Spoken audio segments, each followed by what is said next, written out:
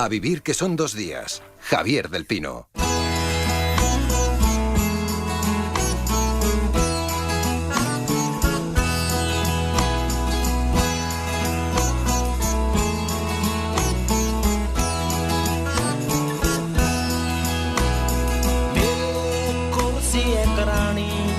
शायद मैं कहमा ओदे कोल सी मैं ओने ओदा कमरा दुखा लिया है नी ये अच्छी नॉर्वेजियन लकड़ी ओने क्या रहना था मैं जा जिते भी देख मर्जी मैं आले वाले देखा कोई उठे कोसी नी सी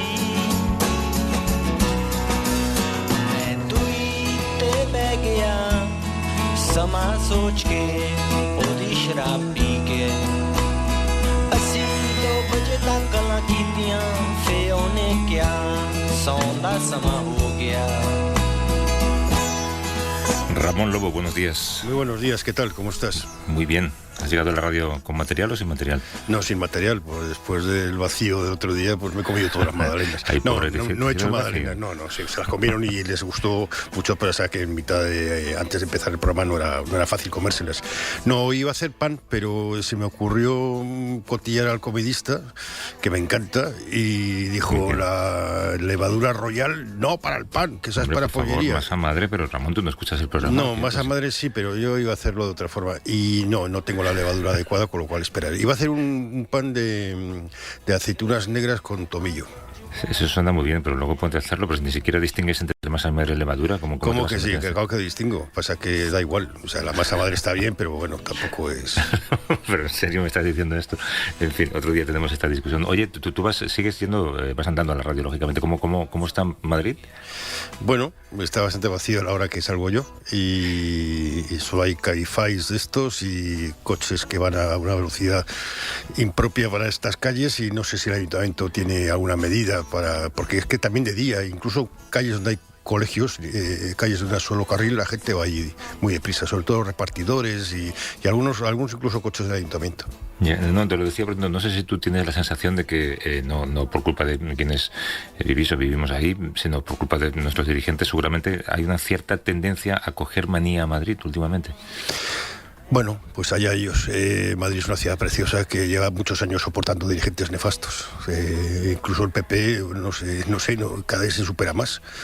Porque Aguirre llegó a Cifuentes, que Cifuentes realmente, si comparas con todas, quitando lo del máster y alguna otra cosita más que salió por un vídeo, era mucho mejor que Aguirre. Pero bueno, esta Botella y ahora esta mujer, Ida, la presidenta Ida, Isabel Díaz Ayuso. La presidenta Ida.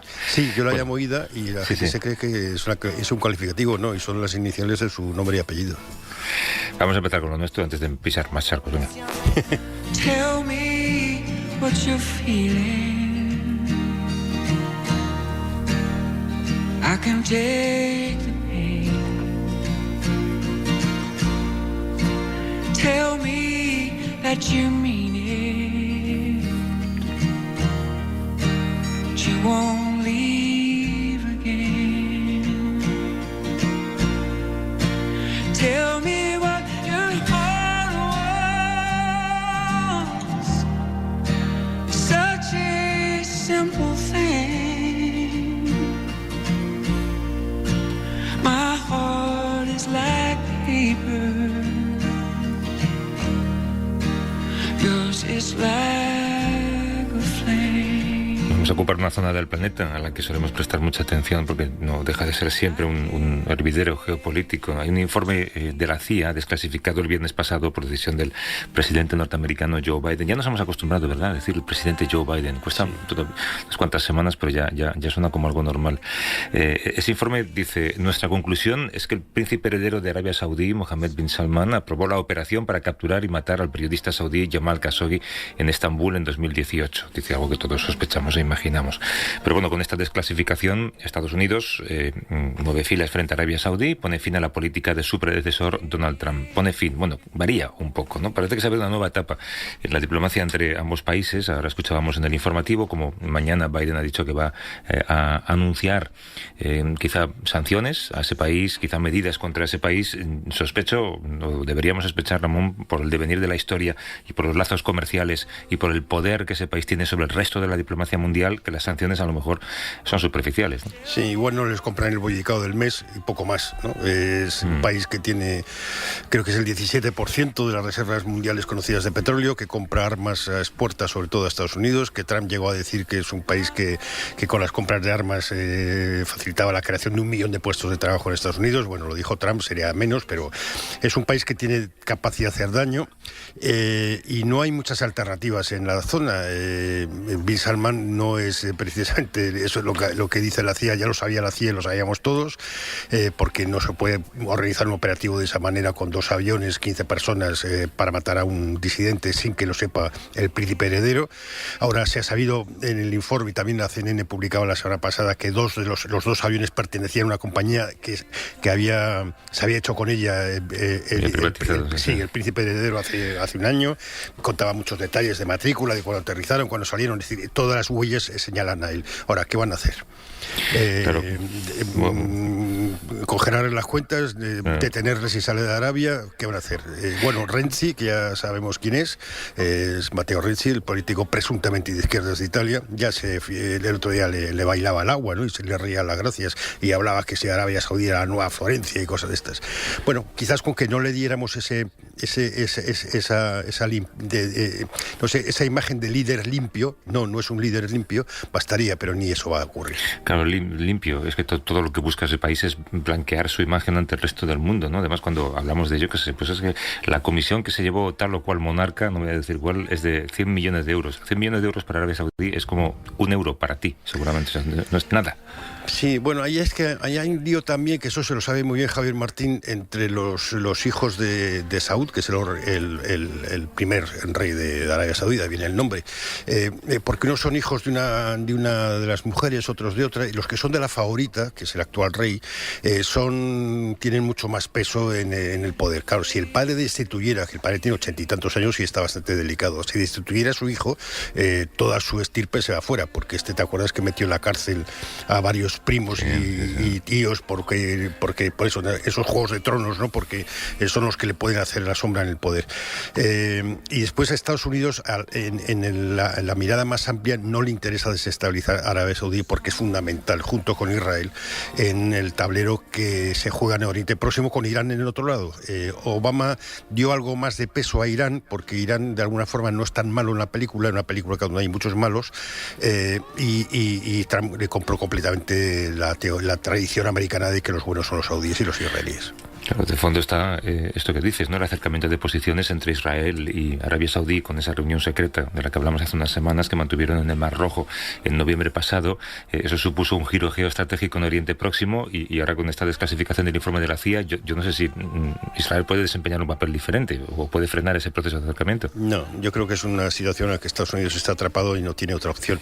Y además porque ahí están sus intereses. Están todos sus intereses, no ya de que con vender armas te produce de crear puestos de trabajo, independientemente que esas armas maten a decenas de miles de personas en Yemen. También Biden dijo que dejaba de apoyar la guerra de Yemen. Lleva muy poco tiempo en la Casa Blanca, pero ya hay pequeñas señales, pero las señales no pueden salirse de la película, del cuadro en el que se mueve todo esto. Queremos hablar de Israel un día más. Este Estado lidera la vacunación contra la COVID a nivel mundial. Es cierto que son quienes más dinero han pagado por las vacunas o las han comprado a precio más caro. Con más de la mitad de su población ya está vacunada. Ya hay también un pasaporte en marcha, un pasaporte de vacunación. La vida ha regresado a los centros comerciales, a los mercados, a los gimnasios, a las sinagogas, por supuesto. Todavía se mantienen mascarillas y distanciamiento social. Pero claro, es una campaña de vacunación exitosa para quien, digamos, tiene pasaporte de Israel y no tanto para quien está atrapado en territorios ocupados, ¿no? A 2 meses del comienzo, el país solamente ha destinado unas muy pocas dosis, creo que unos pocos miles de dosis, para los millones de palestinos que están en los territorios ocupados. Son dosis solamente para trabajadores sanitarios. Sí, los ortodoxos israelíes no quieren la vacuna porque, bueno, consideran que es una cosa que no tiene que ver con la religión. Los palestinos israelíes, que son aquellos palestinos que se quedaron en Israel en el 48, son hijos de los que se quedaron, que muchos viven en el norte, que tienen pasaporte israelí pero son ciudadanos de segunda, tampoco están muy seguros con la vacuna. Y los palestinos de los territorios ocupados, esos ni existen, porque ahí solo interesan los territorios, no interesa a la gente. Saludamos a Juan Carlos Sanz, que es corresponsal en Oriente Próximo del país. Nos atiende desde Jerusalén. ¿Qué tal, Juan Carlos? ¿Cómo estás? Hola, buenos días, Javier. Ramón, ¿qué tal estáis? ¿Qué tal? Buenos días. Primero hablamos un momento de Arabia Saudí. Tú, lo comentábamos al principio. Juega ahora mismo, digamos, del lado de Israel, con ese principio de contactos entre ambos países. ¿Crees que este informe de la CIA va a cambiar en algo las cosas, Juan Carlos? El statu quo va a seguir vigente. Sí, hay una tensión entre chiíes y suníes en Oriente Próximo, de antiguo, y va a ser difícil que pueda cambiar. Biden, que plantea una política en la que los derechos humanos tengan cierta prelación, cierta preponderancia sobre la economía, pero sigue habiendo unos intereses clave en juego. De todas formas, Estados Unidos lleva abandonando el escenario de Oriente Próximo, no lo olvidemos, en las últimas décadas. El foco de Estados Unidos es Asia Oriental, es África, Latinoamérica. Entonces hay un cierto alejamiento.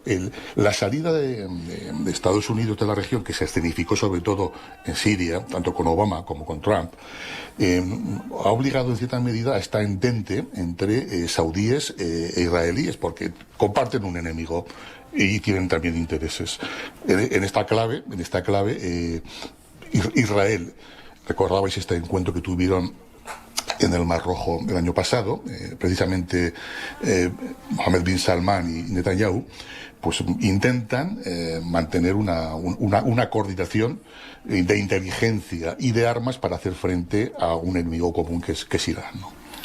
Ahora hablamos un poco de la vacunación, sobre todo de la no vacunación en los territorios ocupados. Ahora, hay un episodio que ha pasado en los últimos días que es muy interesante en geopolítica, casi te diría que en espionaje, este intercambio de prisioneros con Siria, unos pastores, una joven israelí, a cambio de vacunas.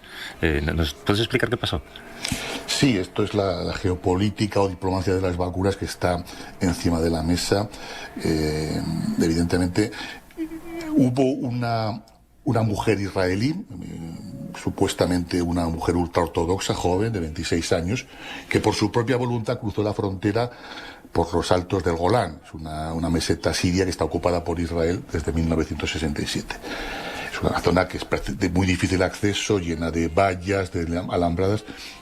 Mucha gente se pregunta cómo pudo atravesarlo, pero ese fue el caso. Fue detenida por el servicio de seguridad sirios y pensaron que no era una espía ni era un agente doble, sino que era una señora pues que parece que está algo trastornada psíquicamente. Entonces da la casualidad de que el único mediador que hay entre Siria e Israel es Rusia, y se produjo pues a través de Putin una negociación para poner en libertad a esta mujer, a cambio también de dos pastores sirios que supuestamente habían cruzado también la frontera de forma voluntaria con su ganado, y como complemento al acuerdo, toda la prensa internacional, la prensa israelí en particular, coincide en que hubo un acuerdo secreto que no ha trascendido para entregar 500.000 vacunas, precisamente vacunas Sputnik 5 de fabricación rusa, a Siria. Y sería Israel quien pagaría la factura, prácticamente $1,5 millones. Entonces, este elemento, que no está oficialmente reconocido, parece ser que han llegado ya las vacunas a Damasco, y agradece a un tercer país cuyo nombre no ha identificado que pueda comenzar su propia campaña de inmunización, ¿no? Y así Netanyahu puede decir que no le ha quitado ninguna vacuna a ningún israelí para dársela a un sirio, ¿no? Esta es la diplomacia de la vacunación, Ramón. Sí, ha estado haciendo eso Netanyahu, acumulando más vacunas de las que necesita y haciendo diplomacia de vacunas, que ha sido muy criticada, y ahora ha anunciado anunció que también que la paraba, ¿no? Pero bueno, aquí vale todo. Yo iba a decir un mercado persa, pero en realidad es más complicado que persa. ¿Qué comparación tú puedes hacer a un israelí? Pues sí, persa es ahora mismo el enemigo, pero bueno, es un mercado en el que todo vale, donde se juega por encima y por abajo, y Netanyahu es de los croupiers más listos que hay, porque no tiene ningún tipo de principios. Juan Carlos, hay críticas a la actividad de Netanyahu. Hay gente que cuestiona esta política de usar las vacunas como arma de intercambio. Como decía Ramón, la iniciativa que tomó el primer ministro por su propia cuenta y riesgo ha sido paralizada por el fiscal general de Israel, porque no había ningún acuerdo del gobierno, ni se habían tomado medidas. Realmente fue un reparto de vacunas para países amigos. Han volado, me parece que 5.000 o 10.000 vacunas a Honduras, un país que ha reconocido a Jerusalén como capital. También Guatemala, que es el único país que junto a Estados Unidos trasladó su embajada de Tel Aviv a Jerusalén. Y otros muy diversos, entre los que figura Hungría, la República Checa, grandes aliados en la Unión Europea, países africanos con los que hay un acercamiento, Etiopía, Kenia, Uganda. También se ha hablado de Marruecos y de Guinea Ecuatorial. En cualquier caso, estas 100.000 vacunas que estaban, digamos, siendo ofrecidas como agradecimiento a los países que reconocen los intereses diplomáticos importantes de Israel, pues ha sido suspendida y se ha quedado, pues esto, un simbólico envío de X miles de vacunas. Sin embargo, como decíais antes, para los palestinos no hay vacunas por ahora. Eso te iba a decir, explícanos cómo va ese proceso. Cuesta mucho entender que un país que tiene unos territorios ocupados, como decía Ramón, está preocupado por los territorios, pero no por la gente que vive allí, al fin y al cabo. Y unas obligaciones legales. Si considera que es su tierra, también es su gente, ¿no? El derecho humanitario de guerra lo prescribe la Cuarta Convención de Ginebra, prescribe que la potencia ocupante se hace cargo de la población ocupada. Israel no se hace cargo de la población desde el 67 y en particular después de los acuerdos de Oslo se desentiende. Ustedes tienen su autonomía teórica, pero Israel controla la economía, Israel controla la seguridad, sigue siendo la potencia ocupante. En este caso no ha habido más que una entrega simbólica. Prometieron 5.000 vacunas de Moderna. Israel está vacunando su población exclusivamente con Pfizer-BioNTech. Entonces tienen Moderna en un stock de reserva y lo están haciendo circular. Precisamente estos 100.000 que querían enviar al exterior eran de esta reserva. Hay un principio de acuerdo para vacunar a los 120.000 trabajadores palestinos que cada día cruzan la línea verde de separación y van a trabajar a Israel. Es lógico, están compartiendo centro de trabajo con trabajadores israelíes. Precisamente la patronal de la construcción israelí pedía que vacunaran a estos trabajadores porque le parecía que era lo lógico y lo sensato para proteger a los propios obreros israelíes. Israel no tomó ninguna medida, a pesar de que tanto el secretario de Estado Blinken como la Unión Europea, como las principales ONGs internacionales le han recordado que comparte un espacio con los palestinos y que desde el punto de vista sanitario y epidemiológico lo normal sería que ayudara. Hasta el propio Banco Mundial hizo una recomendación esta semana pasada, sí. Y en una situación en la que hay una parte de la población, judíos ultraortodoxos, que también tienen muchas reticencias a la vacunación, ¿cómo funciona esta imposición del pasaporte verde que quiere el gobierno de Israel? Está por ver todavía, empezó esta semana. Es un incentivo sobre todo. Los ultraortodoxos viven en su mundo, tienen un estado aparte, es uno de los dramas de Israel, como alguna vez habéis comentado. No siguen las normativas sanitarias. Estos días que son los días del Purim o Carnaval están celebrando sus festividades en masa, sin guardar distancia ni llevar mascarilla. Pero la población joven, como se ve menos afectada, como ocurre en casi todos los países, no quiere vacunarse o no se lo toma con la misma prisa. Para incentivarlo, han creado este pasaporte y esperan que en las próximas semanas se pueda alcanzar en torno al 50% de la población vacunada con las dos vacunas, porque en este momento es 50% con las dos dosis de Pfizer. y 35% de la segunda. Esto le interesa a Netanyahu porque hay elecciones dentro de un mes, el 23 de marzo, y quiere presentar como uno de sus logros la vacunación. El problema de Israel es que para conseguir la inmunidad de rebaño, 70-80% de la población tiene un grave problema. La primera fase ha ido muy rápida. La segunda, de vacunar a estos últimos colectivos, va a ser muy complicado, dado que grupos de jóvenes son reacios y, por supuesto, los menores de 16 años todavía no tienen una vacuna disponible para ellos. No ha habido investigación. Y son el 30% de la población de Israel, los menores. ¿Tú, Juan Carlos, tendrás vacuna o al no tener? Sí, todos los extranjeros residentes en Israel, con permiso y visado, diplomáticos, periodistas, cooperantes, nos han ofrecido por distintas vías la vacuna.